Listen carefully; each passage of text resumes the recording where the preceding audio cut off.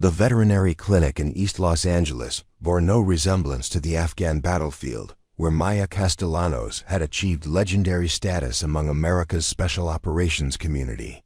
Painted in calming earth tones with large windows that admitted California sunshine, the facility represented the fulfillment of dreams that had been deferred by military service and transformed by experiences no civilian education could have provided.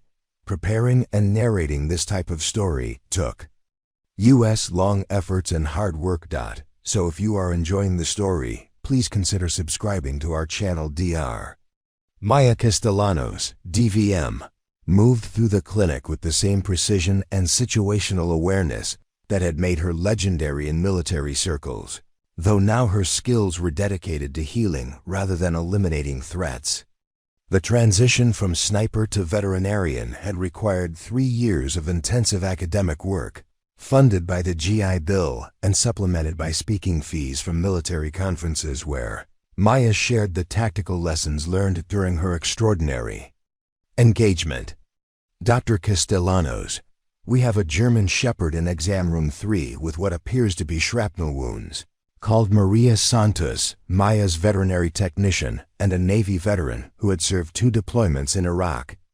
The clinic employed several veterans, creating a professional environment where Maya's military background was understood and respected rather than viewed as unusual or problematic. Maya entered the examination room to find a 7-year-old German Shepherd named Rex, accompanied by his handler, Sergeant First Class David Kim from the Los Angeles Police Department's K-9 unit. Rex had been injured during a SWAT operation where explosive devices had showered him with metal fragments, creating wounds that required specialized treatment from someone who understood both veterinary medicine and combat trauma. Rex saved 4 officers during that raid, Sergeant Kim explained as Maya began her examination of the wounded dog. He detected the IED before anyone could trigger it, but some shrapnel caught him when EOD detonated it safely. Can you help him? Maya's hands moved gently over Rex's injuries, her touch conveying the same confidence and competence that had once guided precision rifle fire across impossible distances.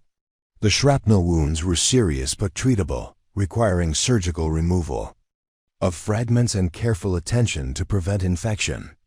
Maya had treated similar wounds on dozens of military working dogs during her veterinary training, understanding the unique bond between handlers and their 4-legged partners. Rex is going to be fine, Maya assured Sergeant Kim as she prepared the surgical plan. We'll need to remove the fragments under general anesthesia and monitor him for several days, but he should make a complete recovery. These dogs are incredibly resilient. The surgery lasted 2 hours, during which Maya's steady hands removed metal fragments while preserving Rex's mobility and function. Her surgical technique bore the precision that had once made her legendary with a rifle, adapted now to healing rather than harming. The successful operation represented everything Maya valued about her transition from military service, using her skills to protect and heal rather than destroy. Rex's recovery progressed smoothly over the following week, during which Sergeant Kim visited daily to monitor his partner's condition. The K-9 handler had served 3 deployments in Afghanistan and recognized something familiar in Maya's professional demeanor and tactical awareness. Their conversations gradually revealed their shared military background and mutual understanding of service-related challenges. Doc, I heard about what you did over there, Sergeant Kim mentioned during one visit, his tone carrying the respect reserved for extraordinary military service. My unit was operating in the same province where you saved those SEALs. Your actions had ripple effects that probably saved a lot of American lives beyond that one night. Maya's response reflected the humility that had characterized her entire military career. I just did what needed to be done at the time.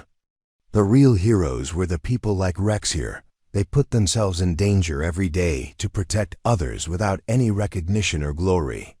The comment revealed the perspective that had guided Maya's transition to civilian life. She viewed her military service as preparation for more important work, using her skills and experience to help others, while building the kind of life that honored the sacrifices made by those who hadn't returned from combat. Maya's clinic had become a sanctuary where both animals and their human companions could find healing and understanding. 5 years later, the Military Working Dog Foundation occupied a sprawling facility in the high desert outside Los Angeles, where Maya had established a comprehensive program for treating and rehabilitating canines who had served in combat zones. The foundation represented the evolution of Maya's post-military career, from individual veterinary practice to systematic support for the four-legged warriors who had shared the dangers faced by American service members. Maya's reputation within military circles had opened doors for partnerships with the Department of Defense, enabling her to provide specialized care for military working dogs, transitioning to civilian life or retirement. The Foundation's facilities included advanced surgical suites, rehabilitation pools, and boarding areas designed specifically for animals recovering from combat-related injuries and psychological trauma. Maya, we have 3 more dogs arriving from Afghanistan this afternoon, reported Dr. James Martinez, Maya's partner in the foundation and a former Army veterinarian who had served in Iraq. 2 are retiring due to age, but the 3rd sustained significant injuries during an IED blast and needs extensive surgical reconstruction. The injured dog was a 5-year-old Belgian Malinois named Ranger, whose handler had been killed during the explosion that had mangled the dog's rear legs. Ranger's physical injuries were complicated by the psychological trauma of losing his human partner, creating treatment challenges that required both medical expertise and understanding of the unique bonds formed between military personnel and their working animals. Maya's approach to treating Ranger combined advanced surgical techniques with patient psychological rehabilitation. She understood from personal experience how combat trauma could affect both humans and animals, and her treatment protocols addressed the emotional healing necessary for successful physical recovery. Ranger's rehabilitation would require months of careful attention, but Maya was committed to giving him every possible chance for a meaningful post-military life. The foundation had treated over 200 military working dogs during its 3 years of operation, achieving success rates that had attracted attention from veterinary schools and military medical researchers.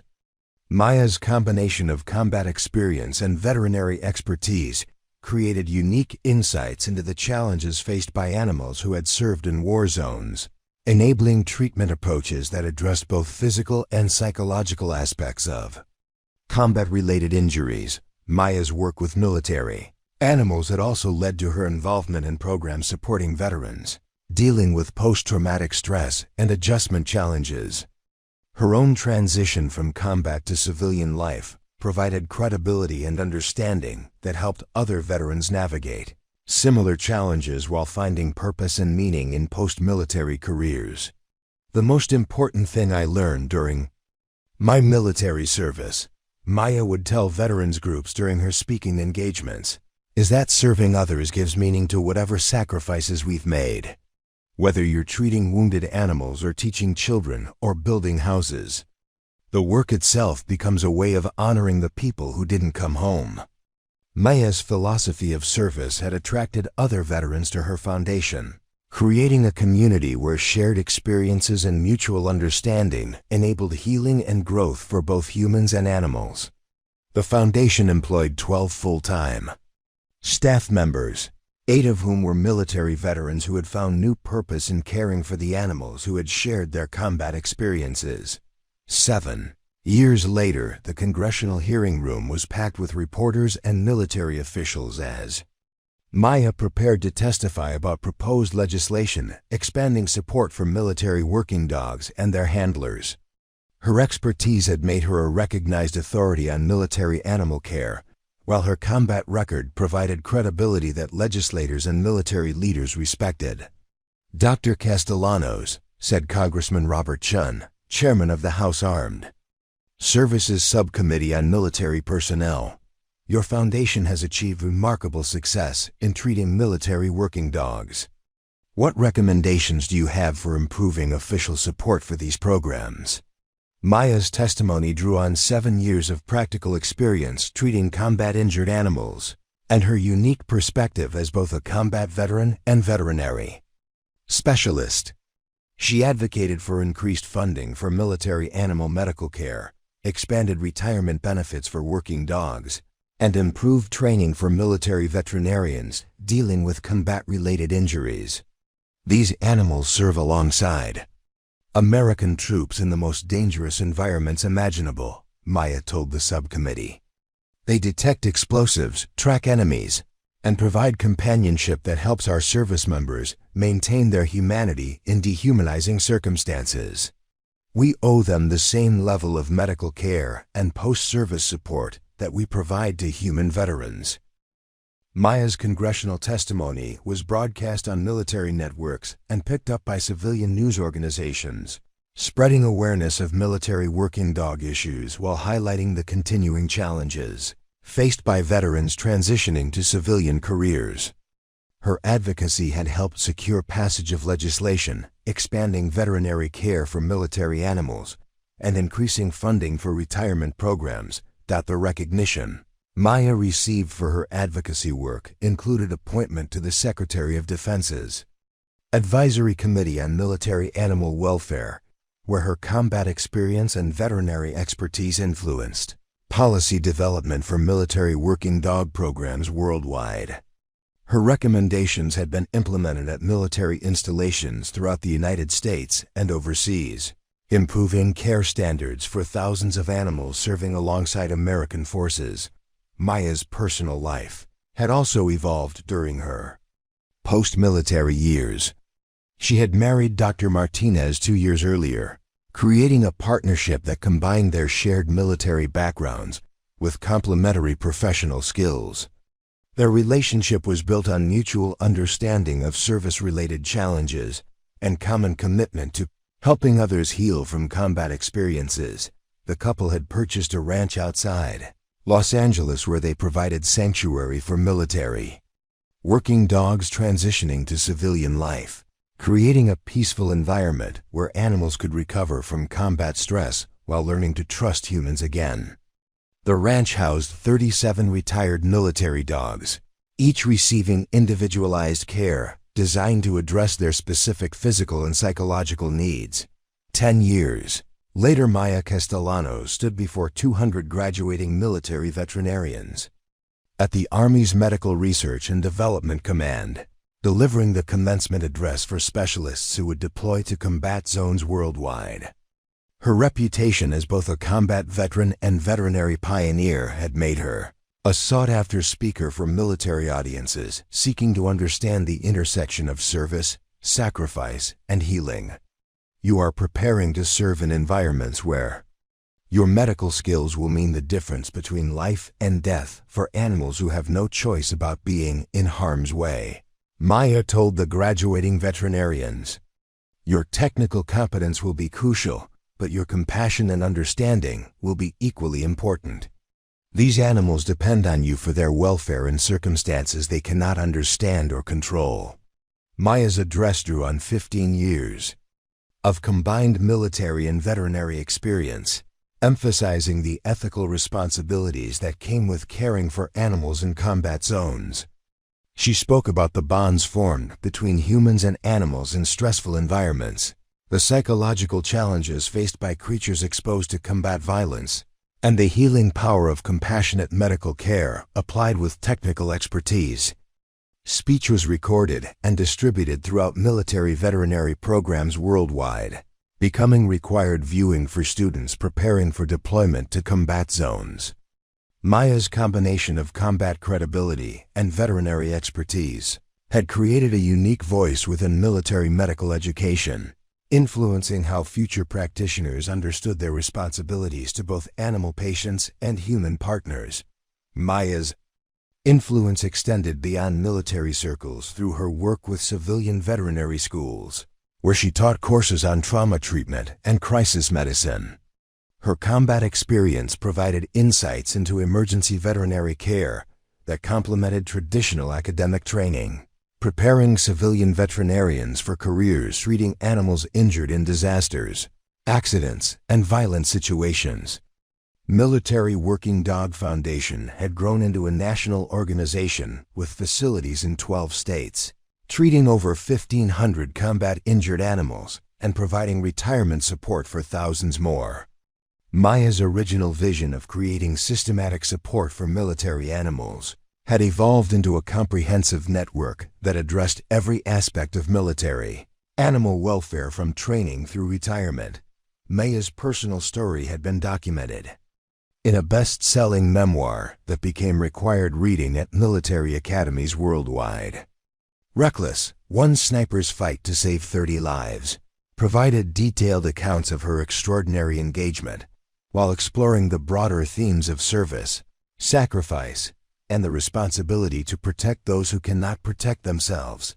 15 years later, the dedication ceremony for the Maya Castellanos Center for Military Animal Medicine took place at Walter Reed Medical Center, where a new facility would provide advanced care for military working dogs injured in combat zones worldwide. Maya had been reluctant to have the facility named in her honor, preferring recognition focus on the animals and handlers who served in harm's way. But military leadership had insisted on acknowledging her contributions to military animal welfare. This facility represents the culmination of 15 years of advocacy and innovation in military animal medicine, said General Patricia Morrison, the Army Surgeon General and daughter of Lieutenant Commander Morrison, whom Maya had helped save during her legendary engagement. Dr. Castellanos has transformed how we understand and address the medical needs of our four-legged warriors. The center included advanced surgical suites, rehabilitation facilities, and research laboratories dedicated to developing new treatments for combat-related injuries in military animals. Maya's protocols for treating combat stress in animals had been adopted worldwide, while her surgical techniques for repairing complex trauma had become standard practice in military veterinary medicine. Maya's acceptance speech at the dedication ceremony reflected the humility and service orientation that had characterized her entire post-military career. This facility represents the work of hundreds of dedicated professionals who have committed their careers to caring for animals that serve alongside our troops. I'm honored to have my name associated with their efforts, but the real heroes are the veterinarians, technicians, and handlers who provide daily care for these remarkable creatures. The ceremony was attended by dozens of handlers whose animals had been treated at Maya's foundation, along with military officials and veterinary professionals from around the world. The recognition represented acknowledgement of Maya's transformation from combat sniper to leading advocate for military animal welfare, demonstrating how individual service could evolve to serve larger purposes while honoring the sacrifices made by those who serve. Maya's granddaughter, Elena Castellanos Martinez, was present at the ceremony named for Maya's mother, who had lived to see her daughter's post-military achievements before passing away peacefully 5 years earlier. 8-year-old Elena shared her grandmother's gentle way with animals and had announced her intention to become a veterinarian, like Grandma Maya, ensuring that the family tradition of service would continue into the next generation, 20 years.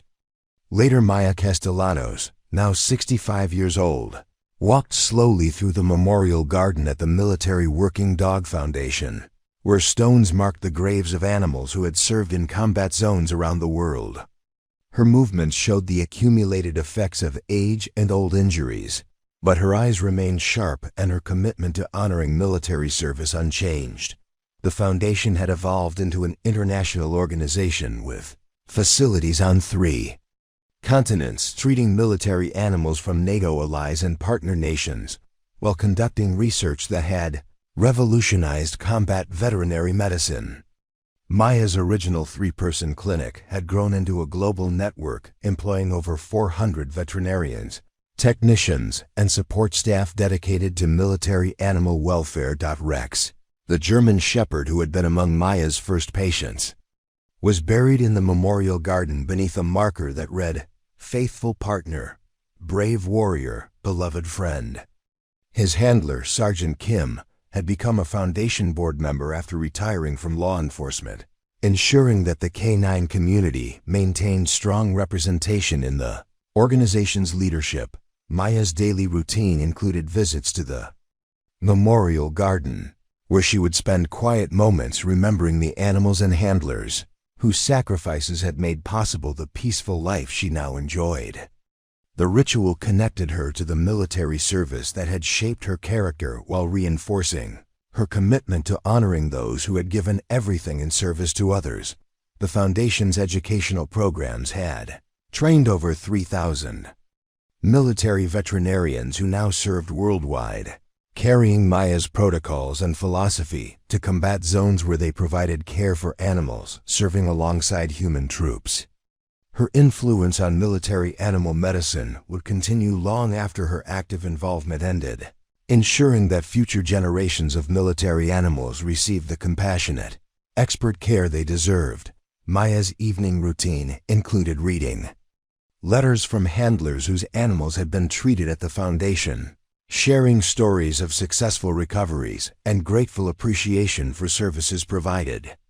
Each letter reinforced Maya's conviction that her post-military career had fulfilled the promise she'd made to herself during her darkest moments in Afghanistan, to use her skills and experience to protect and heal rather than destroy. The Barrett M82, a one that Maya had used during her legendary engagement, remained on display at the Army Museum, where thousands of visitors each year learned about the extraordinary night when a single sniper had saved 30 lives through unprecedented tactical courage. The weapon served as a reminder that individual actions could have profound consequences when guided by moral purpose and executed with professional competence. Maya's legacy extended far beyond her military service or veterinary career, encompassing a philosophy of service that had influenced thousands of people who had worked with her over the decades. Her example demonstrated that the values learned in military service, courage, competence, and commitment to others, could be applied to any profession or calling that served larger purposes than personal advancement. 25 years later, the call came at 3:47 a.m., as emergency calls always seemed to arrive. Maya's phone displayed the number for Kandahar Military Veterinary Hospital, where a young Army veterinarian was dealing with casualties from an IED attack that had injured multiple military working dogs. Despite her advanced age and official retirement, Maya remained on call for complex cases that required her unique combination of combat experience and veterinary expertise. "Dr. Castellanos, this is Captain Jennifer Walsh at Kandahar," the voice was young but professional, carrying the strain of someone dealing with critical injuries in a high-stress environment. "We have 3 dogs with complex trauma from an explosion. I've read your protocols, but I need guidance for surgical prioritization with limited resources." Maya was fully alert within seconds, her mind immediately engaged with the tactical and medical considerations involved in treating multiple critical patients under combat conditions. Despite being 70 years old and 3,000 miles from the battlefield, Maya's expertise remained relevant and necessary for saving lives in circumstances she understood better than anyone. "Captain Walsh, describe the injuries and your available resources," Maya instructed, simultaneously connecting to her computer to access real-time medical data from the Kandahar facility. "We'll develop a treatment plan that maximizes your chances of saving all 3 animals." The consultation lasted 47 minutes, during which Maya guided Captain Walsh through complex surgical decisions while providing emotional support for a young veterinarian facing her first mass casualty situation. Maya's calm competence and tactical understanding helped Walsh establish priorities and treatment protocols that would give each injured animal the best possible chance for survival. "Dr. Castellanos, thank you," Captain Walsh said as the consultation concluded. I feel much more confident about handling this situation, knowing you're available for guidance. Maya's response reflected the service orientation that had defined her entire adult life. Captain, you have excellent training and good instincts. Trust your preparation, and remember that these animals are depending on your skill and dedication. You'll do fine. The incident reinforced Maya's continued relevance to military animal medicine despite her official retirement from active practice. Her protocols and techniques remained the standard of care for combat veterinary medicine, while her availability for emergency consultation provided crucial support for military veterinarians deployed to dangerous environments worldwide. Maya's phone calls with deployed veterinarians had become a regular part of her retirement routine, connecting her to the ongoing mission of caring for military animals while providing mentorship for the next generation of combat veterinarians.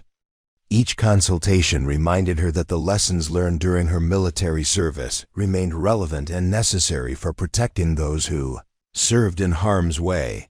The Foundation's 25th anniversary celebration brought together hundreds of veterans, military officials, and veterinary professionals who had been influenced by Maya's work over the decades. The event served as both recognition of past achievements and commitment to continuing the mission of supporting military animals and their handlers. Maya's remarks at the anniversary celebration emphasized the continuing need for advocacy and support. The mission is far from complete. As long as animals serve alongside our military forces, we have a responsibility to ensure they receive the care and recognition they deserve. The work continues. The thunderous standing ovation that followed Maya's speech reflected the deep respect and affection she had earned from military and veterinary communities worldwide. Her transformation from combat sniper to leading advocate for military animal welfare had inspired countless people to dedicate their careers to serving others, multiplying her impact far beyond her individual achievements. As the celebration concluded with the traditional bagpipe rendition of Amazing Grace, Maya stood quietly surrounded by the community she had helped create. The woman who had once been called reckless for violating orders to save American lives had spent 25 years proving that true courage lay not in taking life, but in dedicating oneself to protecting and healing those who could not protect themselves. The evening ended with Maya visiting the memorial garden one final time, where moonlight illuminated the stones marking graves of military animals who had given their lives in service to their human partners. Among the markers was a special stone honoring the 30 Navy SEALs whose lives Maya had saved during her extraordinary night in Afghanistan, men who had lived to serve their country for many more years, because one sniper had been willing to break every rule to bring them home safely. Maya's final words before leaving the garden carried the weight of a lifetime dedicated to service. Thank you all for letting me be part of something bigger than myself. The mission continues. Final flash forward. 30 years later, the news report played on television screens throughout military installations worldwide. Dr. Maya Castellanos, the legendary sniper who saved 30 Navy SEALs in Afghanistan and later revolutionized military animal medicine, passed away peacefully at her home in Los Angeles. She was 75 years old. The obituary that followed detailed a life that had seamlessly blended military heroism with healing service, demonstrating how the values learned in combat could be channeled into a lifetime dedicated to protecting others. Maya's legacy lived on through the thousands of military animals and veterans who had benefited from her care, the protocol she had developed for treating combat trauma, and the foundation that continued her mission worldwide. Lieutenant Commander Elena Castellanos Martinez, Maya's granddaughter and now a Navy veterinarian deployed to the Middle East, led a memorial service at the Foundation's headquarters. The ceremony honored not just Maya's individual achievements, but the philosophy of service that she had embodied throughout her life. My grandmother taught us that true courage isn't about what you're willing to destroy, Elena told the assembled crowd. It's about what you're willing to sacrifice to protect and heal others. Her legacy challenges all of us to find ways to serve something greater than ourselves. The memorial service concluded with the retirement of Maya's Barrett M82A1. From museum display to a place of honor in the Foundation's Memorial Hall, where it would remind future generations that the tools of war could be transformed into instruments of peace when guided by compassion and dedicated to healing. Maya Castellanos had been called reckless for breaking rules to save 30 American lives during one extraordinary night in Afghanistan.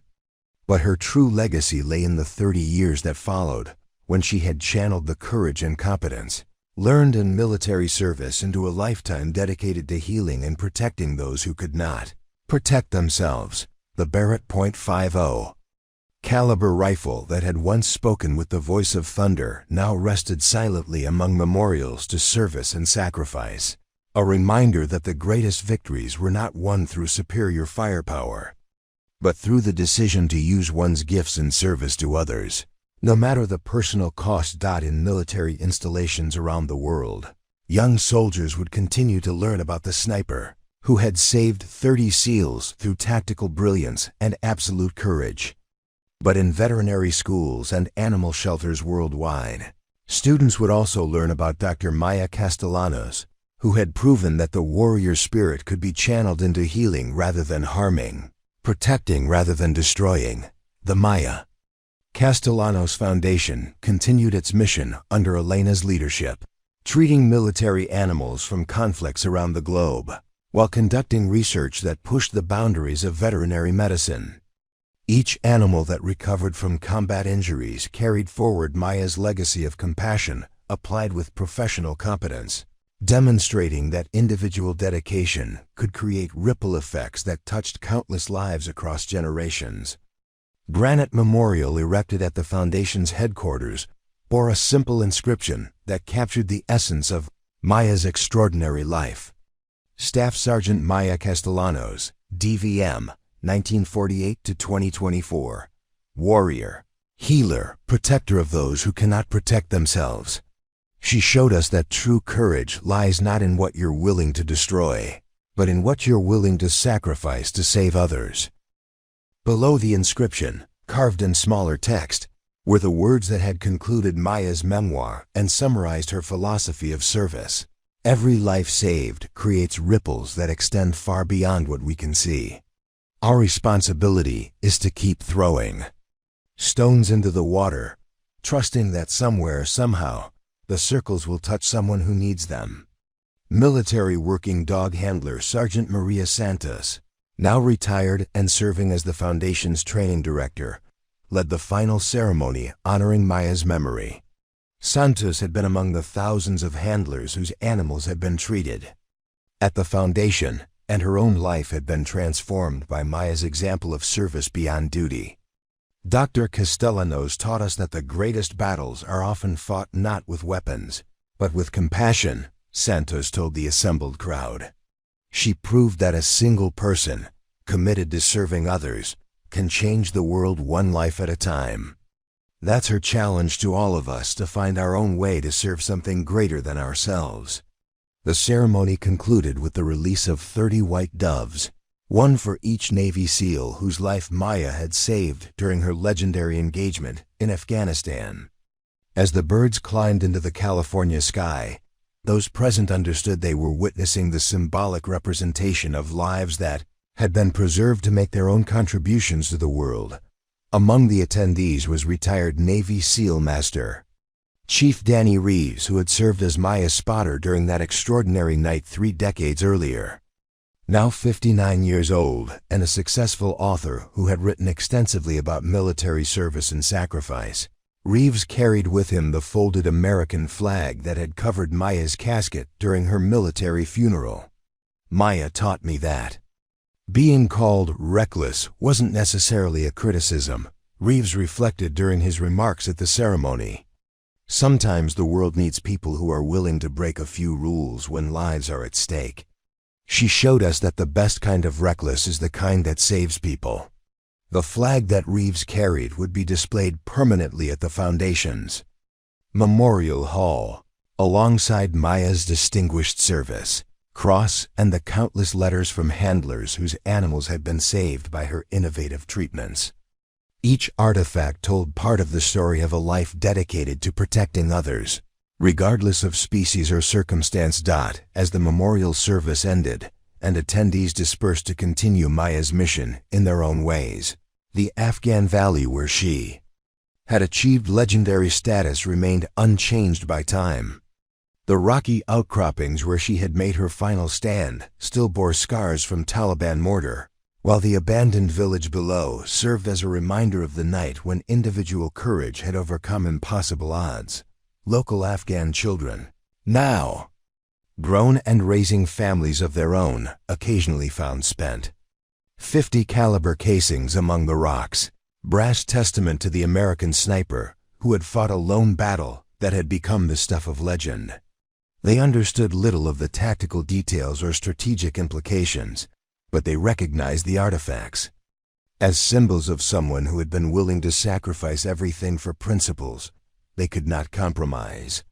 The Barrett M82, one that Maya had wielded during her extraordinary engagement, had been succeeded by newer weapons and advanced technologies, but the fundamental truth she had demonstrated remained unchanged. Individual courage, applied with tactical brilliance and moral purpose, could achieve results that seemed impossible when viewed through conventional wisdom. In military academies worldwide, Maya's engagement was studied as an example of how tactical innovation could overcome numerical disadvantage when guided by clear moral purpose and executed with professional competence. Her willingness to abandon conventional sniper doctrine in favor of aggressive mobile tactics had become a model for thinking beyond established limitations when circumstances demanded creative solutions. But Maya's greater legacy lay in the thousands of animals and people whose lives had been touched by her post-military service. The protocols she had developed for treating combat stress in military animals were being used in civilian veterinary practices to help pets recover from trauma and abuse. Her techniques for surgical repair of complex injuries had been adopted by emergency veterinarians worldwide, saving countless animals who might otherwise have been euthanized. The educational programs Maya had established continued training military veterinarians who deployed to conflict zones around the world, carrying her philosophy of compassionate competence to environments where both technical skill and emotional resilience were essential for success. Each graduate represented a multiplication of Maya's impact, extending her influence far beyond what any individual could achieve alone. Maya's personal story had inspired a generation of veterans to channel their military experience into careers dedicated to healing and helping others. The transition from warrior to healer that she had modeled provided a roadmap for service members seeking meaningful post-military purpose while honoring the values and skills developed during their service. The ranch where Maya and her husband had provided sanctuary for retired military working dogs continued operating under Elena's supervision, offering peaceful retirement for animals who had served in the world's most dangerous environments. Each dog that spent its final years in the California sunshine represented a life that had been preserved and honored rather than discarded. When military utility ended, Maya's influence on military policy had resulted in improved medical care standards for military animals worldwide, expanded retirement benefits for working dogs, and enhanced training for personnel responsible for animal welfare. Her advocacy had transformed military animals from expendable resources into recognized partners whose service and sacrifice deserved acknowledgement and support. The congressional legislation Maya had helped secure continued providing funding for military animal programs, ensuring that future generations of four-legged warriors would receive the medical care and post-service support they deserved. Her testimony before Congress had been instrumental in changing how lawmakers and military leaders understood the contribution of animals to military operations. Maya's memoir continued selling worldwide, with proceeds supporting the foundations mission while inspiring readers to find their own ways to serve others. The book had been translated into dozens of languages, spreading her philosophy of compassionate service to cultures and communities around the globe.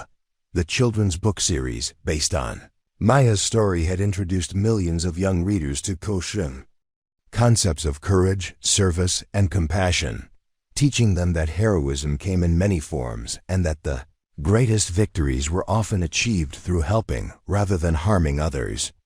The books had become required reading in many school systems, ensuring that Maya's values would influence future generations. Maya's story had been adapted into a feature film that brought her message to mainstream audiences worldwide, demonstrating that military service could be a foundation for lifetime dedication to healing and protecting others. The movie's success had generated additional funding for military animal programs while raising public awareness of the sacrifices made by both human and animal service members.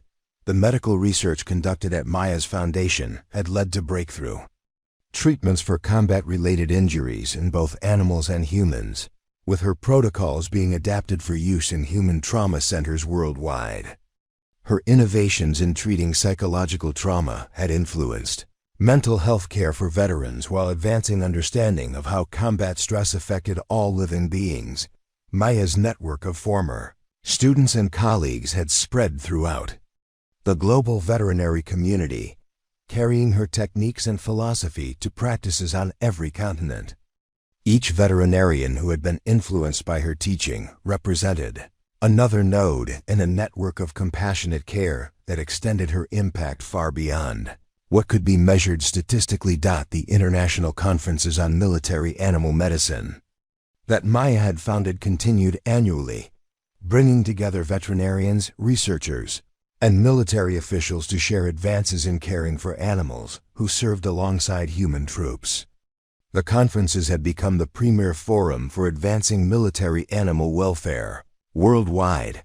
Maya's contributions to veterinary education had influenced curriculum development at schools throughout the United States and internationally, ensuring that future veterinarians understood their responsibilities to both individual animal patients and the larger communities they served. Her philosophy of service had become integrated into professional veterinary training worldwide.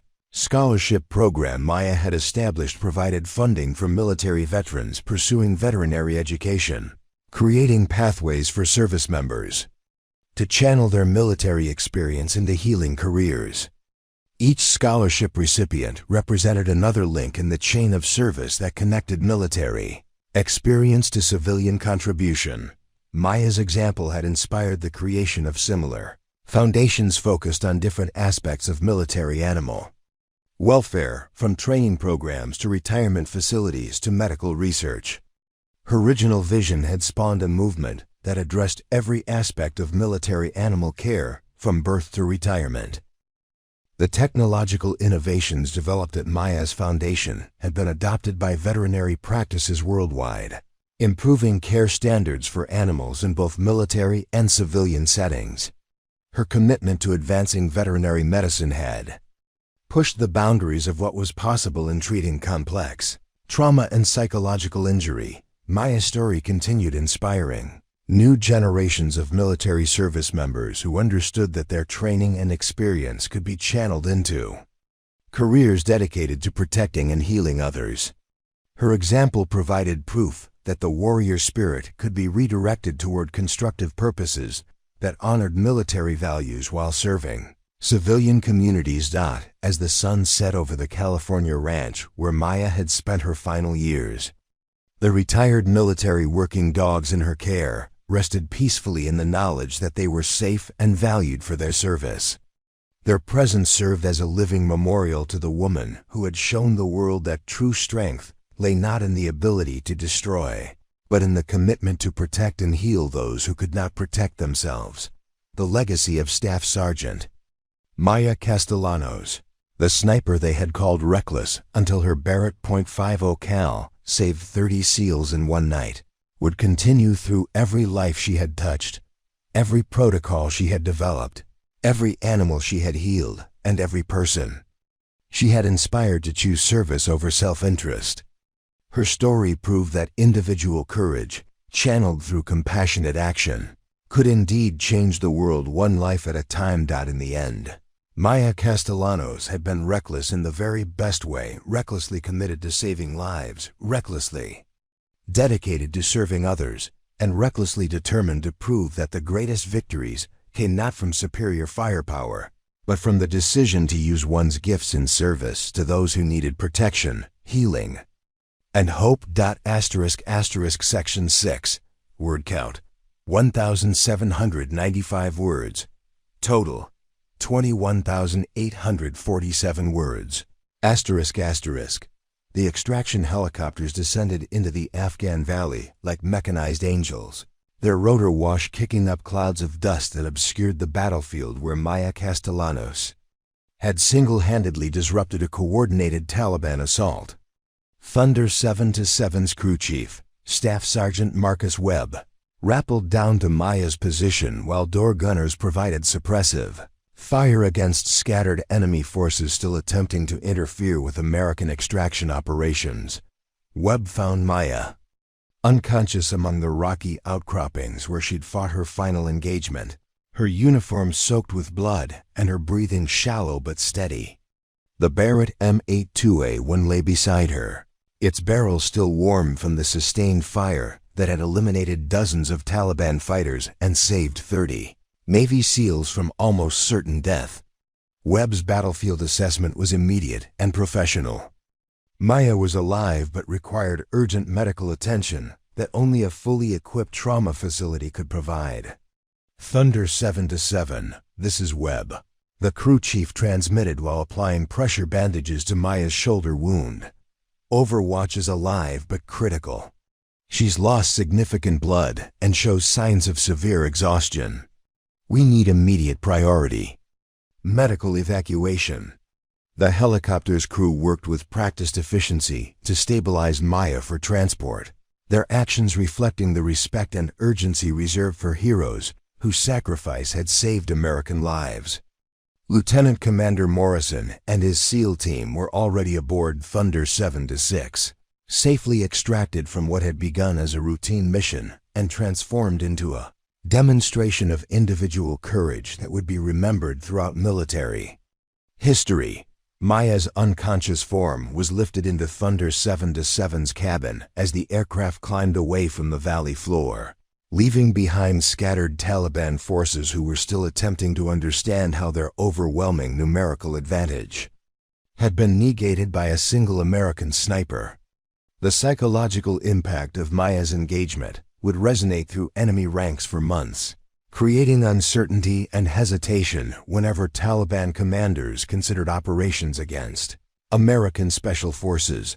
The flight to Bagram Air Base took 47 minutes, during which Maya's vital signs fluctuated between stable and critical as medical personnel fought to maintain her blood pressure and prevent shock from overwhelming her system.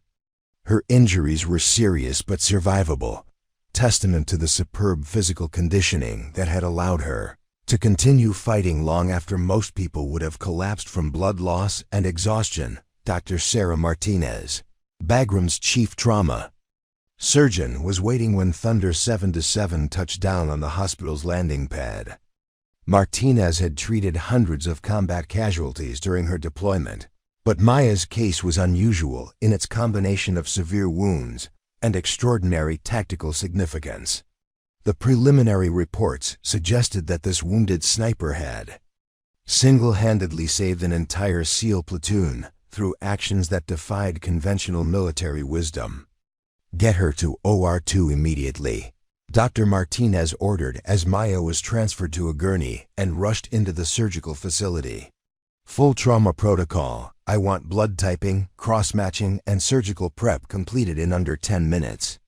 Maya's surgery lasted 4 hours as Dr. Martinez and her team repaired damage from Taliban gunfire while addressing complications from severe blood loss and prolonged physical stress.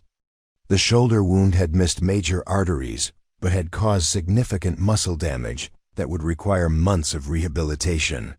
More concerning were signs of systemic stress that suggested Maya had pushed her body far beyond safe operating limits during her extended engagement. Lieutenant Commander Morrison refused to leave the hospital during Maya's surgery, despite his own need for debriefing and medical evaluation. The SEAL commander understood that Maya's sacrifice had enabled his team's survival, and he intended to ensure she received every possible consideration during her recovery. Morrison's presence in the waiting area attracted attention from other military personnel, all curious about the sniper whose actions were already becoming legendary. "Sir, what exactly happened out there?" asked Major Patricia Collins, Bagram's intelligence officer, seeking to understand the tactical details of an engagement that had eliminated over 40 Taliban fighters while enabling successful extraction of American Special Operations personnel. Morrison's response was measured but carried deep respect. Staff Sergeant Castellanos violated every standing order regarding sniper employment and saved 30 American lives by doing exactly what needed to be done when conventional tactics would have failed. She infiltrated enemy positions, eliminated their leadership, and maintained fire superiority against overwhelming odds until we could extract safely. The preliminary after-action reports were creating ripples throughout the military command structure as senior officers attempted to understand how a single sniper had achieved results that typically required coordinated action by multiple units. Maya's tactics had been unconventional to the point of being revolutionary, demonstrating that individual initiative and tactical brilliance could overcome seemingly impossible odds when properly applied. Danny, Reeves and Lise Vega arrived at Bagram 6 hours after Maya's extraction, having been recovered from their overwatch position by follow-up operations. Both men were exhausted but uninjured, though they carried psychological trauma from watching Maya conduct what amounted to a suicide mission to save personnel she'd never met. Their testimony would be crucial for understanding the full scope of Maya's actions during the engagement. "She just kept moving," Danny told debriefing officers, his young voice still carrying amazement at what he'd witnessed. "Every time the Taliban thought they had her position figured out, she'd appear somewhere completely different and eliminate another squad. I've never seen anything like it." Luis Vega's technical assessment provided additional context for Maya's tactical achievements. Maya intercepted and understood Taliban communications throughout the engagement, allowing her to anticipate their movements and position herself for maximum effectiveness. She was essentially conducting psychological warfare by demonstrating that their security could be penetrated at will by a single American operator. The medical team's assessment of Maya's condition revealed the full extent of her sacrifice during the engagement. In addition to her gunshot wound, she'd sustained multiple contusions from close artillery impacts, shown signs of severe dehydration, and pushed her cardiovascular system beyond safe limits during sustained combat. Dr. Martinez's report noted that Maya had continued fighting for over an hour after sustaining injuries that would have incapacitated most people. Staff Sergeant Castellanos demonstrates extraordinary physical and mental resilience, Dr. Martinez wrote in her medical assessment. Her ability to maintain tactical effectiveness despite significant blood loss and exhaustion suggests exceptional preparation and motivation. Recovery will require extensive rehabilitation, but long-term prognosis is positive. Maya regained consciousness 18 hours after her extraction, waking in Bagram's intensive care unit with no immediate memory of her final engagements.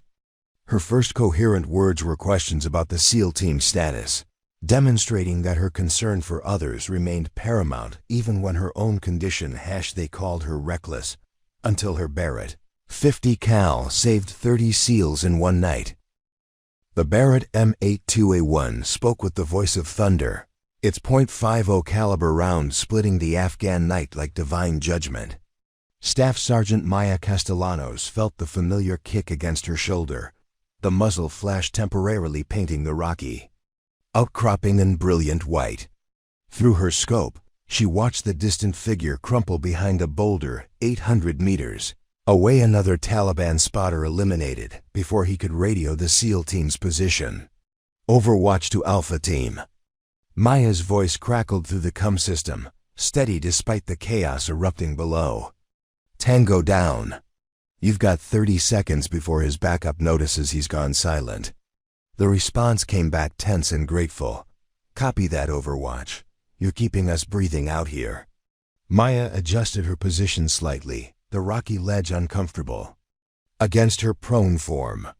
The Barrett's bipod scraped against granite as she swept her scope across the valley floor, where 30 Navy SEALs were pinned down in what should have been a routine extraction mission. Instead, they'd walked into a coordinated ambush over 200 Taliban fighters positioned in a horseshoe formation around an abandoned village that intel had marked as clear, the village of Coast. Kel stretched below like a collection of broken teeth, its mud brick buildings casting deep shadows in the pale moonlight. Maya had been watching this place for 3 days from her Overwatch position, noting the subtle signs that others had missed, the lack of livestock, the way certain buildings showed fresh reinforcement, the deliberate placement of debris that created perfect firing positions. She'd radioed her concerns up the chain of command, but her reputation preceded her warnings. Reckless, they called her.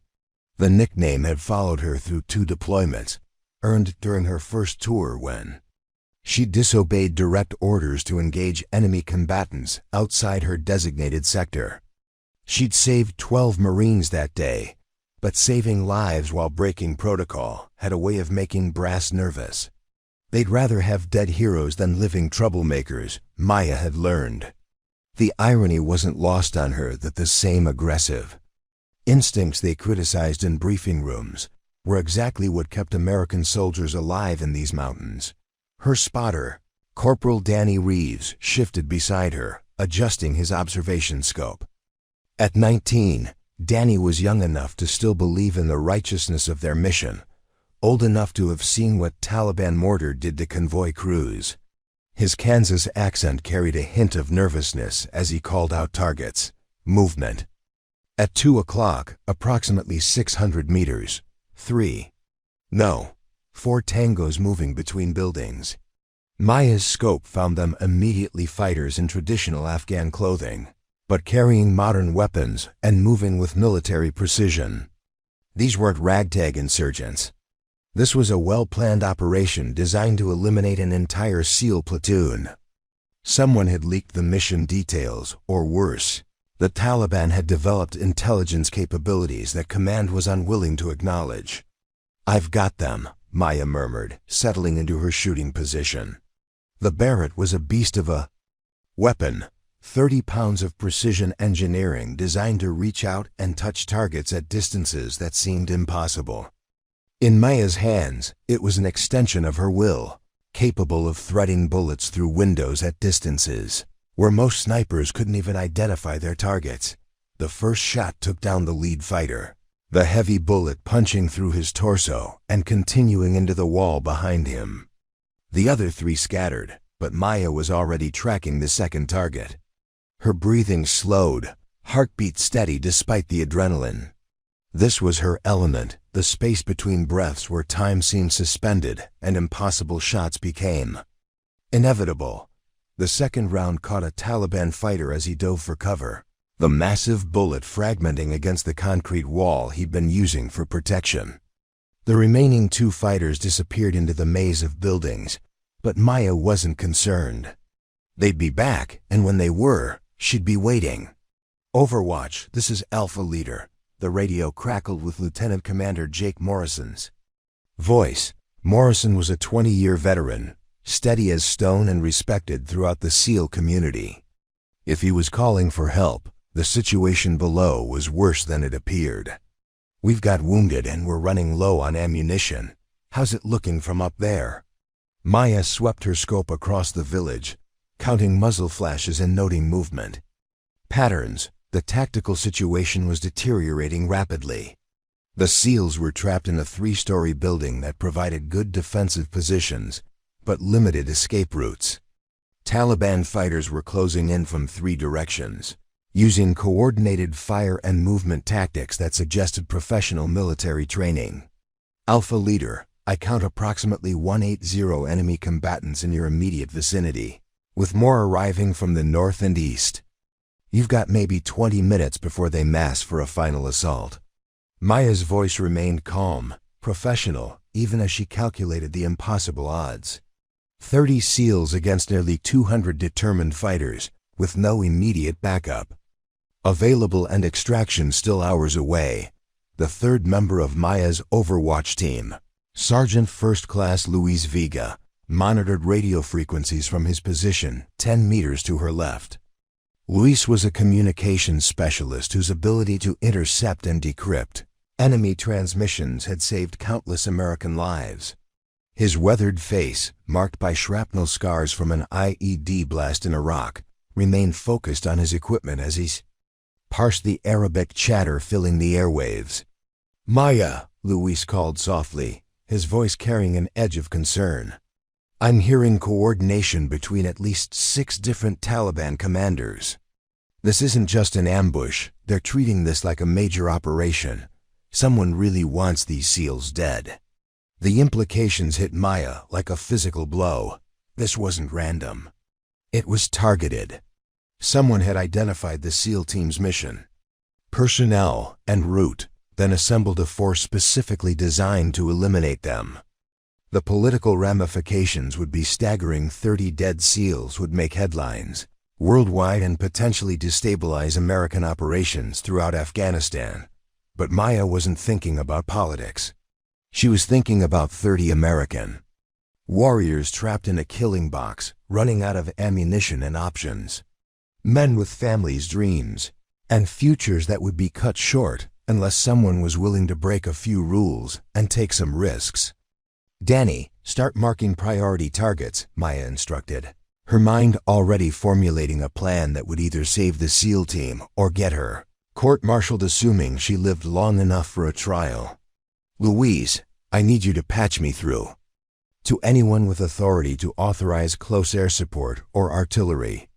"Maya, closest air support is 40 minutes out," Luis replied, his monitoring equipment displaying a depressing lack of available assets. "Artillery is even further. We're on our own until dawn, minimum." Through her scope, Maya watched Taliban fighters setting up a heavy machine gun in a position that would enfilade the SEALs' defensive perimeter. Once that weapon was operational, the Americans below would be torn apart in minutes. The tactical situation demanded immediate, decisive action, exactly the kind of aggressive response that had earned Maya her troublesome reputation. She adjusted the Barrett scope, calculating wind speed, temperature, and the slight upward angle required to clear the intervening terrain. The machine gun position was nearly 1,000 meters away, at the extreme edge of even her exceptional abilities. A miss would alert every Taliban fighter in the valley to her position, turning her overwatch post into a target for coordinated mortar fire. "Overwatch to Alpha Team," Maya transmitted, her voice carrying absolute certainty. "I'm engaging heavy weapons position at grid reference."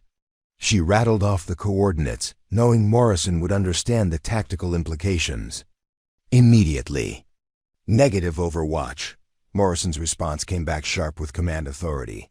"That's outside your engagement parameters. Wait for backup."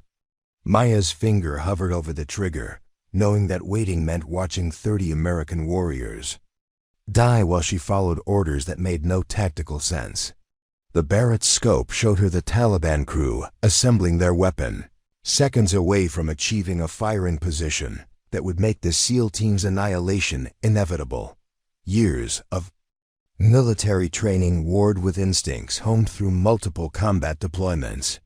Maya had always been willing to push boundaries when lives hung in the balance, but this moment felt different, bigger somehow, as if the choice she made would echo far beyond this forgotten valley in Afghanistan. The Taliban machine gunner settled behind his weapon, swinging the barrel toward the building where the SEALs were trapped. Maya's crosshairs centered on his torso, her breathing steady, finger taking up slack on the trigger. In the distance, she could hear the sharp crack of a K-47 fire intensifying as Taliban fighters prepared for their final assault. "Forgive me, Morrison," Maya whispered to herself and squeezed the trigger. The Barrett's report echoed off the valley walls like thunder, the muzzle flash revealing her position to every enemy fighter within miles. Through her scope, Maya watched the Taliban machine gunner pitch backward, his weapon spinning uselessly as his crew scattered for cover. The immediate threat was eliminated, but she'd just painted a target on her team's position that would draw every enemy fighter in the region. What the hell, Overwatch? Morrison's voice carried equal parts anger and relief. "You just compromised your position for the entire valley." "Copy that, Alpha Leader," Maya replied, already tracking her next target. "Sometimes you've got to break a few rules to keep people breathing. Now let's finish this fight." The radio remained silent for a long moment before Morrison's response crackled back, tinged with something that might have been respect. "Roger. That, Overwatch. Give him hell." Maya smiled grimly as she settled back into her shooting position. The Taliban had numbers, terrain advantage, and tactical surprise. But she had a Barrett .50 caliber rifle, 3,000 rounds of ammunition, and absolutely nothing left to lose. The longest night of her military career was just beginning, and before dawn broke over the Afghan mountains, everyone would know exactly why they called her reckless. Through her scope, she could see Taliban fighters regrouping, their initial shock giving way to determined aggression. They'd identified her position now, and mortar would be falling on her rocky outcropping within minutes. But Maya wasn't planning to be there when they arrived. She'd learned long ago that the best defense was a relentless, unpredictable offense that kept enemies guessing and gave friendlies time to maneuver. The Barrett sang its deadly song again, and another Taliban fighter would never see his family. Maya was just getting started. Maya Castellanos had never planned to become a soldier, much less a sniper whose name would be whispered in both admiration and concern throughout military circles. Growing up in East Los Angeles, she'd dreamed of becoming a veterinarian, spending afternoons at the local animal shelter where her gentle hands could coax trust from abandoned dogs and cats who'd forgotten what human kindness looked like. The irony wasn't lost on her that those same hands now delivered death with surgical precision across impossible distances. Her path to the military had been paved with economic necessity rather than patriotic fervor. When her father, Miguel, suffered a stroke during her sophomore year at UCLA, medical bills and lost income had transformed college from an achievable goal into an impossible dream. The Army recruiter had been persistent but honest. Serve your country for 4 years, and the GI Bill would pay for veterinary school when she returned. It seemed like a fair trade, her service for an education that would let her heal instead of harm. Basic training at Fort Benning had revealed talents Maya never knew she possessed. On the rifle range, she'd consistently outshot drill sergeants. With decades of experience, placing rounds exactly where she intended with an intuitive understanding of ballistics that astonished her instructors.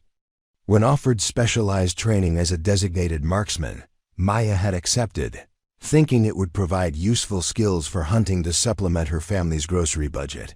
She'd been spectacularly naive about what military precision shooting actually entailed. The transformation from small-town college student to combat sniper had been gradual but inexorable.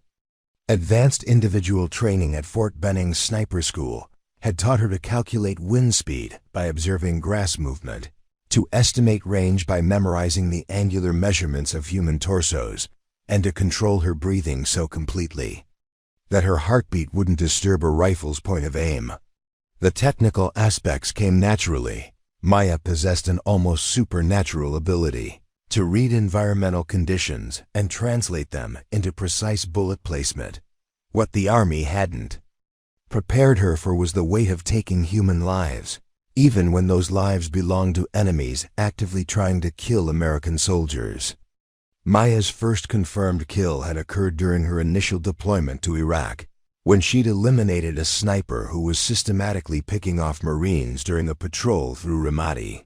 The shot had been technically perfect, a 400-meter precision engagement that removed an immediate threat and probably saved half a dozen American lives.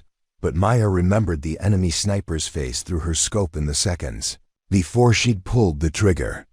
Young, maybe 20 years old, with concentrated determination that reminded her of her younger brother Carlos when he'd been learning to play guitar. The Taliban fighter had been someone's son, possibly someone's father, definitely someone who'd never wake up again because of Maya's decision to squeeze a trigger. Sleep had become elusive after that first kill. Maya would lie in her bunk, staring at the tent ceiling while replaying the engagement in microscopic detail. Had there been another option? Could she have disabled rather than killed? The rational part of her mind knew the answers. The enemy sniper had been actively engaging American forces, and a disabling shot at that distance would have been pure luck rather than skill. But rationality provided little comfort during the long hours before dawn, when conscience demanded its accounting. Her squad leader at the time, Staff Sergeant Mike Chen, had noticed Maya's struggles and provided perspective that would shape her entire military career. The weight you're feeling means you're still human, he'd told her during a quiet conversation beside their firebase's perimeter. Good soldiers feel that weight. It's what separates us from the people we're fighting against. But remember, every target you eliminate is an American soldier who gets to go home to his family. Sometimes doing the right thing feels terrible. Maya had internalized that philosophy, developing a personal code that guided her actions throughout multiple deployments. She would take any shot necessary to protect American lives, but she wouldn't engage targets who posed no immediate threat to friendly forces. The distinction had sometimes put her at odds with commanders who preferred aggressive engagement policies, but Maya's exceptional marksmanship abilities had provided her with latitude that lesser snipers wouldn't have enjoyed. Her reputation for aggressive tactics had crystallized during her second deployment, when a Marine patrol had walked into a carefully planned ambush in the Helmand province. Maya had been providing overwatch from a ridgeline nearly 2 kilometers away, technically outside her designated area of operations, but positioned to observe the route the Marines were traveling. When the ambush was triggered, Maya had engaged, without waiting for permission, eliminating 11 enemy fighters in rapid succession, while calling in coordinates for close air support. The Marines had suffered 0 casualties in what should have been a devastating attack. But Maya's decision to engage outside her assigned sector had violated standing orders and created a diplomatic incident when one of her rounds had struck an abandoned building that local authorities claimed contained civilians. Investigation had eventually cleared Maya of any wrongdoing. The building had been empty, and thermal imaging confirmed no civilian presence. But the incident had earned her the reckless designation that followed her throughout subsequent assignments. Command had seemed unsure how to handle Maya's combination of exceptional combat effectiveness and consistent unwillingness to follow orders that she considered tactically unsound. Her personnel file contained contradictory elements, commendations for valor alongside reprimands for insubordination, efficiency reports praising her marksmanship skills while questioning her judgment. She'd been promoted to staff sergeant ahead of her peers while simultaneously being denied assignments that would have advanced her career. The contradiction had created a unique position within military hierarchy Maya was too valuable to discharge, but too problematic to fully embrace. She'd been assigned to specialized units, where her aggressive instincts could be channeled productively, working with special operations forces who appreciated results more than strict adherence to protocol. The arrangement had suited Maya perfectly. Special operations provided her with targets who genuinely deserved elimination, while minimizing the bureaucratic oversight that constrained her effectiveness. preparing and narrating this type of story. Took us long efforts and hard work. So if you are enjoying the story, please consider subscribing to our channel. But even within special operations, Maya's reputation had preceded her. New team members were invariably briefed about her tendencies, warned to expect aggressive action that might not align with conventional tactical doctrine. Most adapted quickly combat had a way of demonstrating the value of having someone willing to break rules when lives were at stake, but Maya remained conscious of the whispered conversations that followed her assignments. The personal cost of her military service extended far beyond professional complications. Relationships had proven difficult to maintain when Maya couldn't discuss her work and frequently disappeared for months-long deployments to locations she wasn't allowed to name. Her family in Los Angeles worried constantly, receiving sanitized updates that provided no real information about her safety or activities. Phone calls home were awkward affairs filled with careful omissions and deliberate misdirection. Maya's mother, Elena, had stopped asking about her daughter's specific duties after Maya's first deployment, sensing that the questions caused more distress than enlightenment. Instead, their conversations focused on family news, neighborhood gossip, and plans for Maya's eventual return to civilian life. Elena had never stopped hoping that her daughter would eventually pursue veterinary school, keeping Maya's old college textbooks arranged neatly on a shelf in her childhood bedroom, like talismans of a future that seemed increasingly distant. Transformation from gentle young woman who'd wanted to heal animals into a precision killer had required Maya to compartmentalize aspects of her personality that sometimes felt irreconcilable. In combat, she was coldly efficient, capable of making life-and-death decisions in seconds and living with the consequences. During rare moments of peace, glimpses of her original nature would surface. Maya would spend hours coaxing stray dogs around military bases, sharing her rations with animals who'd learned to fear human contact. Danny Reeves had once observed Maya feeding a litter of abandoned puppies outside their firebase in Kandahar, using her bare hands to dig a shelter in the sandy ground while speaking to the animals in the gentle Spanish her grandmother had taught her. The contrast between Maya's fierce combat persona and her tenderness with helpless creatures had been jarring for the young corporal, who'd previously known her only as the sniper who could thread bullets through impossible gaps. Staff Sergeant Danny had asked hesitantly, "Why do you care so much about some stray dogs when ... He'd trailed off, unable to articulate the question without seeming disrespectful. Maya had understood what he was really asking. How could someone capable of such precise violence still possess empathy for innocent creatures? The question had struck at the core of Maya's internal struggle, the constant tension between the person she'd been and the soldier she'd become. Because they didn't choose to be here, Maya had replied simply, continuing to construct the makeshift shelter. They're just trying to survive in a world that's gone completely insane. Someone should be kind to them. That conversation had occurred 6 months ago, and Maya still thought about it during quiet moments between engagements. The dogs had survived the winter, growing strong enough to fend for themselves before Maya's unit had been reassigned. She'd arranged for a local contractor to continue providing food, using her own money to ensure the animals wouldn't starve when American soldiers were no longer present to care for them.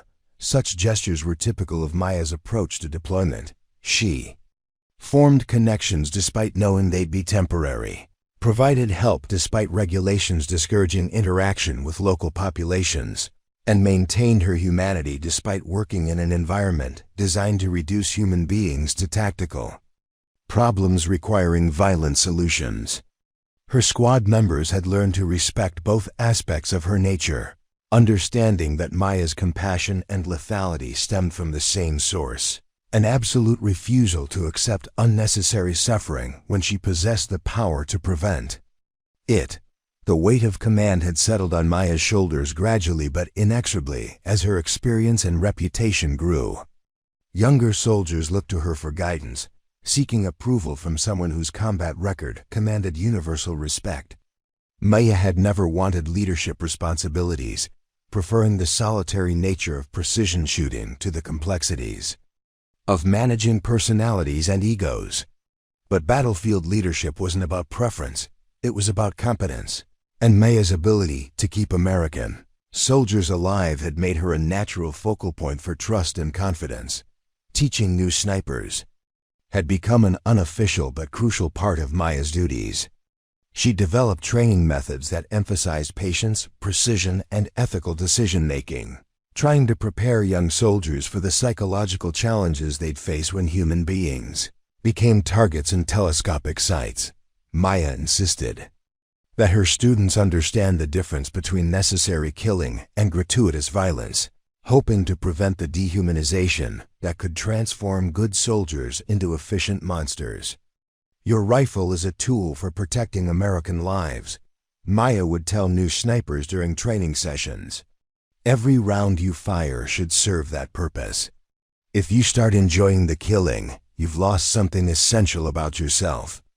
The day you stop feeling the weight of taking a life is the day you should turn in your rifle and find another job." The philosophy had resonated with most of her students, but Maya had noticed troubling changes in newer recruits. Young soldiers arriving from stateside training seemed more aggressive, more willing to view enemy combatants as subhuman targets rather than human beings whose deaths served tactical purposes. The shift worried Maya, who'd seen what happened to soldiers who lost their moral compass in combat environments where violence was the primary solution to most problems. Her current assignment supporting SEAL operations had been both professionally satisfying and personally challenging. The SEALs operated with a level of competence and professionalism that Maya deeply respected, but their missions often pushed ethical boundaries that made her uncomfortable. Targeted killings of specific individuals, raids on compounds where civilian casualties were considered acceptable losses, interrogations that skirted international law. Maya supported the operations because she trusted the intelligence and believed the targets posed genuine threats to American security, but the moral ambiguity was exhausting. Lieutenant Commander Morrison had been the best officer Maya had worked with during her 8-year military career. He'd understood her need for tactical autonomy while providing strategic guidance that helped Maya focus her aggressive instincts productively. Morrison had also been the first commanding officer to actively seek Maya's input during mission planning, recognizing that her unique perspective as both a precision shooter and someone willing to challenge authority could identify potential problems that conventional wisdom might miss. Their professional relationship had developed into something approaching friendship, built on mutual respect and shared commitment to bringing American warriors home alive. Morrison had been the one to recommend Maya for her current assignment, arguing that SEAL operations required support personnel who could think independently and act decisively when situations deviated from planned parameters. "I don't need a sniper who follows orders perfectly," Morrison had explained to Maya during their initial meeting. "I've got plenty of those.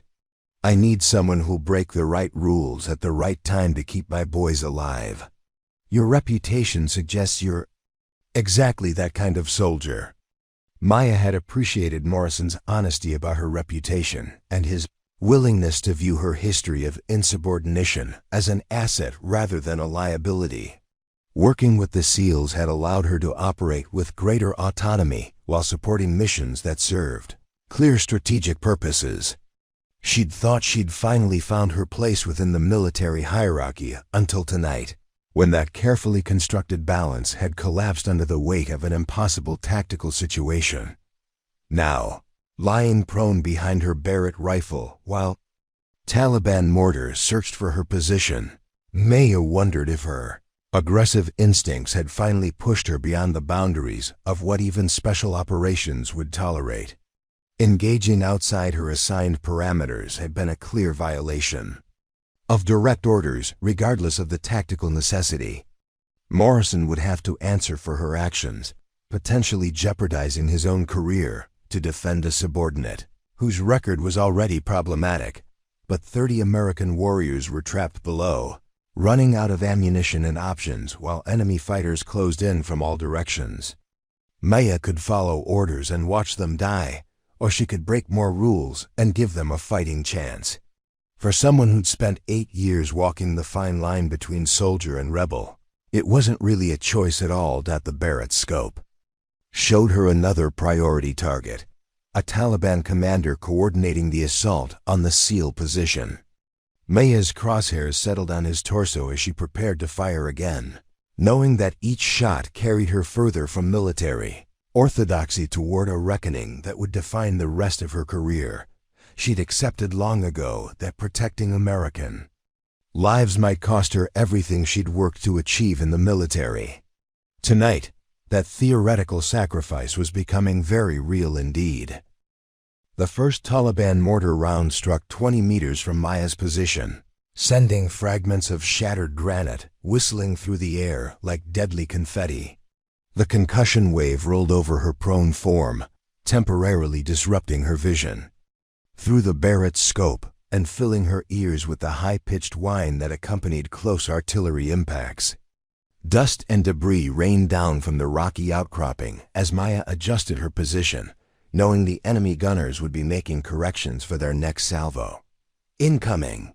Luis Vega shouted from his communications post, though his warning was unnecessary. All 3 members of the Overwatch team could hear the distinctive whistle of descending mortar rounds. The Taliban had been remarkably quick to identify their general location, and were now systematically destroying the ridgeline where Maya's muzzle flashes had revealed American presence. Maya's response to the mortar attack was characteristically aggressive. Instead of seeking cover, she used the confusion and smoke to engage 3 more Taliban fighters who'd been advancing on the SEAL position during the bombardment. The Barrett's heavy rounds punched through their cover, eliminating threats while the enemy was focused on adjusting their indirect fire. It was tactically sound but strategically dangerous, each shot further pinpointed her location for increasingly accurate mortar strikes. "Maya, we need to displace," Danny Reeves called out, his young voice tight with fear as another salvo of mortar rounds impacted closer to their position.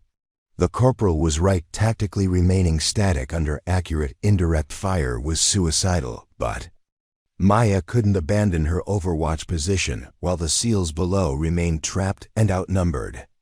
"Negative," Maya replied, tracking another target through her scope. "Alpha team needs continuous fire support. We hold this position until they're clear."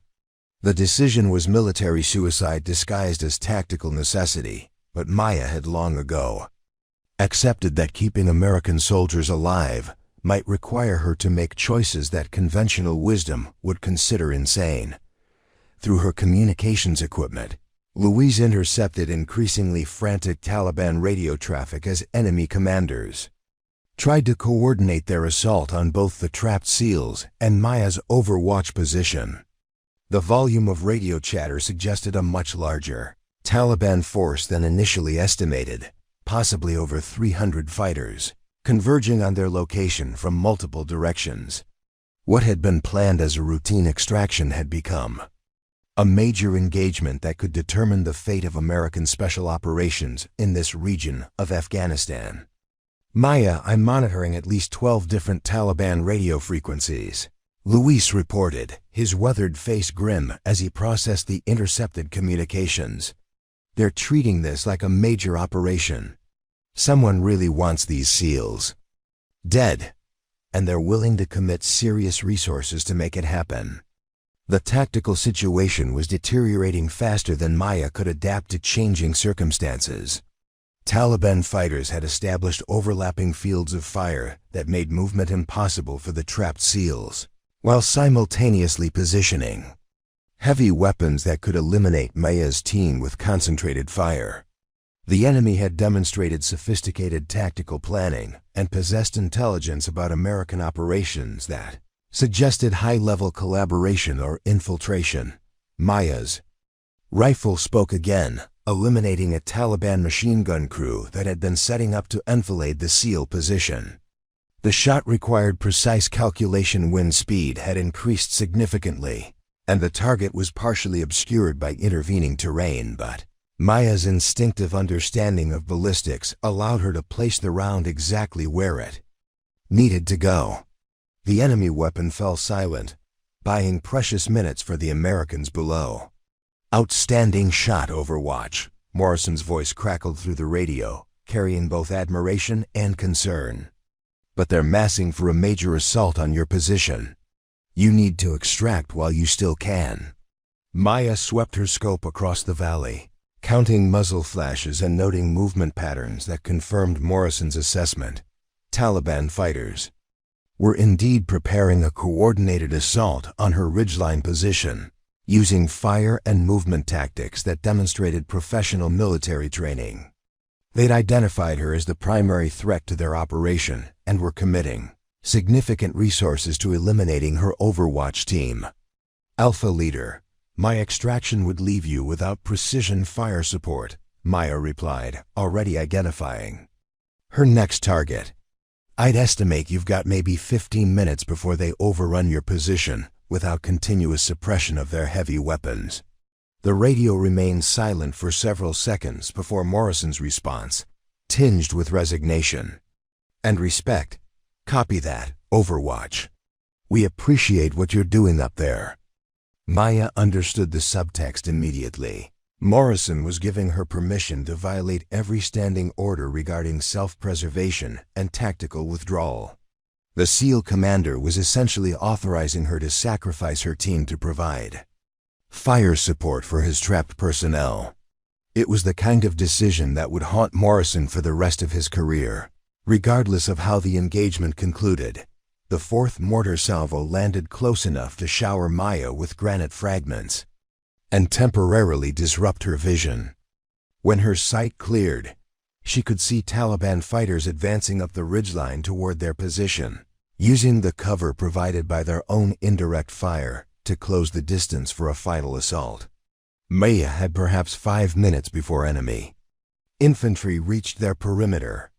"Danny, Luis, prepare for close contact," Maya ordered, continuing to engage targets in the valley below while enemy fighters approached their position. "We hold until Alpha team is clear, regardless of cost." Corporal Reeves looked terrified but determined as he shifted from his spotting scope to his M4 carbine, checking his ammunition count and adjusting his firing position to cover the most likely avenue of enemy approach. At 19 years old, Danny had never been in a situation where survival seemed mathematically impossible, but he'd seen Maya perform miracles under pressure and was willing to trust her judgment even when it defied logic. Leave Vega methodically. Destroyed sensitive communications equipment that couldn't be allowed to fall into enemy hands, while simultaneously monitoring radio frequencies for any indication of incoming friendly support. His scarred face remained professionally calm, though Maya could see tension in the way his hands moved over his equipment. Lee's had survived too many combat engagements to harbor illusions about their chances of surviving a coordinated Taliban assault on their position. Maya's Barrett eliminated another priority target, a Taliban officer who'd been coordinating the attack on the SEAL position. The shot was technically perfect, but Maya noticed that her ammunition supply was becoming a tactical concern. She'd expended nearly 400 rounds during the engagement, leaving her with enough precision ammunition for perhaps another hour of sustained fire. After that, she'd be reduced to her M4 carbine and whatever ammunition her teammates could share. The tactical mathematics were becoming increasingly clear. Maya's team would run out of ammunition before the Taliban ran out of fighters. The enemy could afford to accept casualties in exchange for eliminating American Special Operations personnel, while Maya's team had no margin for error or loss. Every missed shot brought their destruction closer, while every successful engagement merely delayed an increasingly inevitable conclusion. But Maya had never accepted inevitable conclusions when American lives were at stake. Throughout her military career, She'd found ways to transform impossible situations into merely difficult ones through aggressive action and creative problem-solving. The current tactical situation demanded exactly the kind of unconventional thinking that had earned her both commendations and reprimands throughout her service. "Luis, can you raise any friendly aircraft on emergency frequencies?" Maya asked while engaging another Taliban heavy weapons position. "Even a show of force flyover might disrupt their assault timing." "Negative," Luis replied after checking multiple radio frequencies. "Closest air support is still 30 minutes out, minimum. We're completely on our own until dawn." Maya processed this information while calculating her remaining options. 30 minutes was an eternity in tactical terms. The Taliban would have overrun both her position and the SEAL team long before any friendly aircraft could provide meaningful support. She needed to find a way to hold enemy forces at bay using only the resources immediately available: 3 American soldiers, limited ammunition, and terrain that favored the attacking force. The solution came to Maya with the sudden clarity that often accompanied her most dangerous decisions. Instead of remaining static and allowing the Taliban to dictate the engagement's terms, she would take the fight to them using the mobility and surprise that had always been her greatest tactical advantages.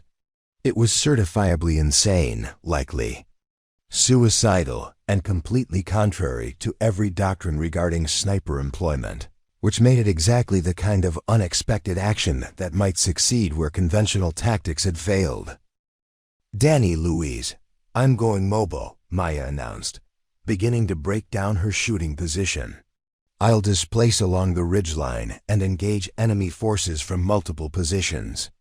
That should disrupt their assault timing and give Alpha Team more time to organize their defense." Both men stared at Maya as if she'd announced her intention to fly to the moon. Moving with a 30-pound rifle while under direct fire from multiple enemy positions was tactical suicide, especially when that movement would expose her to the very mortar fire she'd been using terrain to avoid. But Maya's reputation had been built on exactly these kinds of impossible decisions, and her teammates had learned to trust her instincts even when they couldn't understand her reasoning. "Staff Sergeant, that's completely against sniper doctrine," Danny pointed out, though his tone suggested more concern than criticism. "You'll be exposed to direct fire from multiple positions."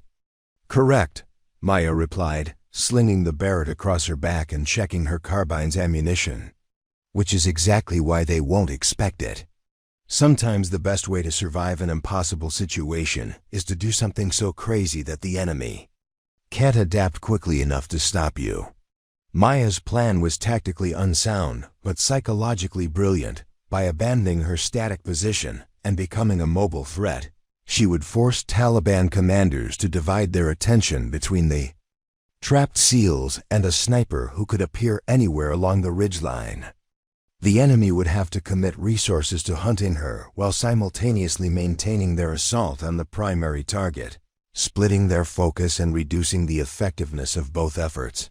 The first phase of Maya's mobile engagement began with a sprint across 50 meters of broken ground while mortar rounds searched for her previous position. Taliban fighters had been advancing up the ridgeline, expecting to find Americans defending static positions. Instead, they encountered Maya moving laterally across their advance, engaging targets of opportunity while denying them the fixed target they'd been expecting. Maya's M4 carbine barked repeatedly as she engaged enemy infantry at close range, using her superior marksmanship skills and intimate knowledge of the terrain to eliminate threats while avoiding return fire. The Taliban fighters had been trained to assault fixed positions, not to counter a lone American moving aggressively through terrain they thought they controlled. Maya's unexpected mobility created confusion and delay that bought precious minutes. For the SEALs below, "What the hell is Overwatch doing up there?" Morrison's voice carried amazement and concern as he observed Maya's movement through his night vision equipment.